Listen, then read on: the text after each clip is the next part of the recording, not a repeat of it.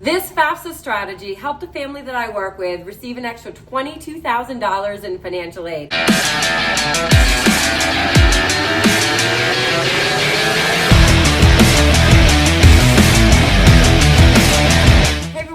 The FAFSA Guru. Be sure to give me a follow for all things financial aid and for tips and tricks and resources to help you get the best financial aid offers possible. This strategy I'm referring to is reporting reduced income directly to the college financial aid office. Every college has a policy in place where you can report special circumstances that can cause them to take another look at the FAFSA information that you provided and recalculate your financial aid.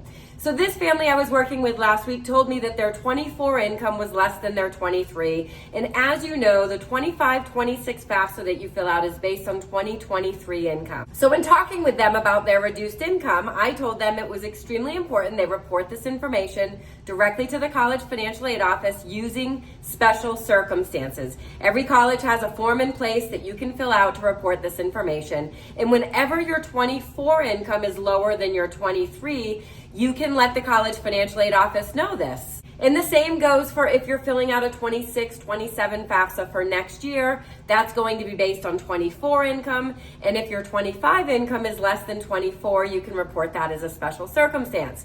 So in helping this family report this information, what they had to do was fill out the form and then send in copies of their 2024 taxes. The college financial aid office recalculated their FAFSA information using the 2024 income instead of the 2023, and this resulted in an additional $22,000 in financial aid.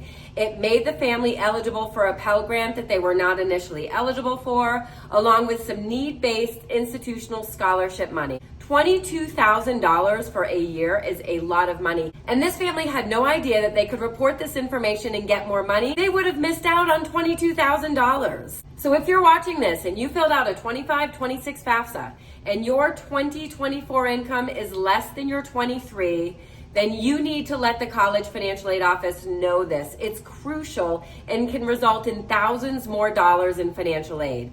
In addition to reduced income, college financial aid offices will take into consideration other things like significant out-of-pocket medical or dental expenses, or if your 2023 income was inflated due to a one-time source of income such as a capital gain or a retirement distribution or something like that. If you're paying elder care expenses for any elderly parents, and some colleges will even take into consideration private K-12 education expenses you might be paying for children in the household.